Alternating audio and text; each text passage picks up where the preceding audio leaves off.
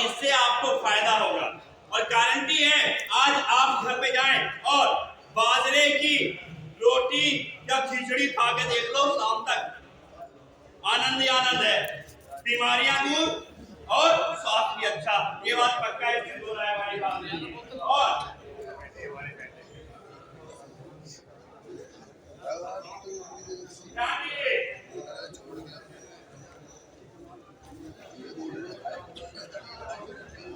यदि हम लोग ये जो बाहर की चीजें, चाउमीन, पिज्जा, बर्गर, जो बच्चों को ज्यादा पसंद है, क्योंकि है नहीं है, शादी ब्याह में भीड़ दाल पे कम मिलेगी, चाउमीन वाले पे ज्यादा मिलेगी, है ना जी। तो बीमारियां बढ़ेंगी और शरीर भी ऐसा होगा।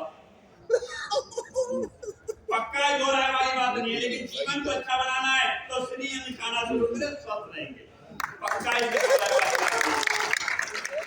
श्रीअन्न यानी मोटा अनाज, इसे बोएं, और बोने से सबसे अच्छा फायदा, एक तो पशुओं को चारा, दूध, हमें ताकत ना दो। गलत तो नहीं कह रहा? सही है जी। तो सही कह रहे, वो क्यों ला रहे फिर?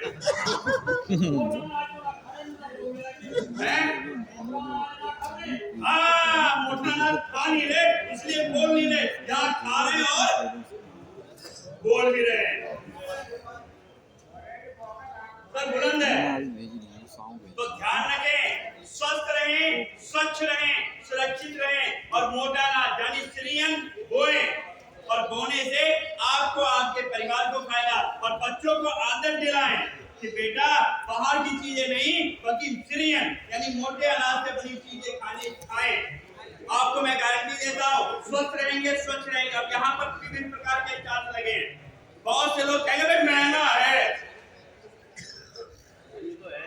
गुड़ 40 रुपए किलो मिले है, यहाँ 100 रुपए का आधी किलो, तो महंगा है। लेकिन ताऊ एक बात बताओ, मैंने 4 डिब्बे खरीदे अभी। क्यों? क्योंकि इसे खाएंगे।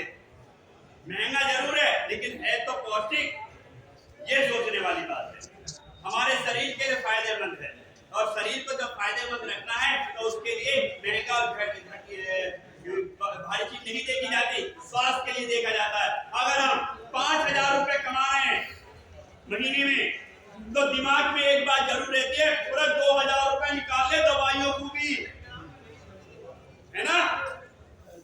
तो जी दवाइयों को, और दवाई एक महीने में 2500 की और दूसरे महीने फिर 2500 की, तो 2500 खाने में, 2500 शाम की दवाई में। और अगर हम श्रीअन्न मोटा अनाज खाना शुरू करें, पौष्टिक आहार लेना शुरू करें, तो इससे हमें फायदा होगा। और देखिए एक बात ध्यान रखें, हमारे यहाँ पर सबसे बड़ी एक विडंबना और हो गई है कि हम लोग अनाज तो बोते हैं, ठीक है, हम लोग गन्ने की खेती कर रहे हैं, लेकिन उसके जो अवशेष होते हैं उनको गलाते नहीं है, बल्कि कोशिश ये करते जला दो। ऐसा करते नहीं करते जल्दी के लिए, लेकिन इससे सबसे बड़ा नुकसान ये है कि हमारे मित्र कीट भी मारे जाते हैं, और शत्रु कीट तो मरते हैं।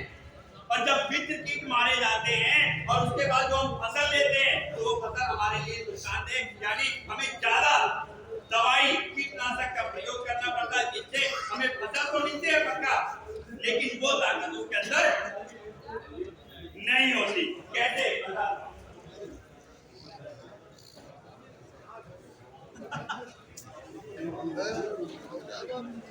ये गौर करें, आओ गौर करना मेरी बात को। अगर हम अपने फसल अवशेषों को जलाते हैं तो जीवन ऐसा नहीं बल्कि ऐसा हो जाता है, क्योंकि उसकी ऊपर वाली परत भी जल जाती है। जैसे हमारे शरीर के अंदर अगर आग की थोड़ी सी कण लग जाए तो शरीर पे वो दर्द करता है, तो ऐसे ही हमारी जमीन के ऊपर यही हाल होता है। तो ध्यान रखें, फसल अवशेषों को जलाएं नहीं, बल्कि उनको वहीं पर गलाएं। अगर ऐसा करेंगे तो आने वाली फसल भी अच्छी, और हम भी अच्छे, और हमारा खेत भी अच्छा, पक्का है। तो कोशिश कर लीजिए, या तो ऐसा या फिर ऐसा। अब मर्जी आपके सोचना। धन्यवाद, थैंक यू। कुछ समय लेते नमस्कार।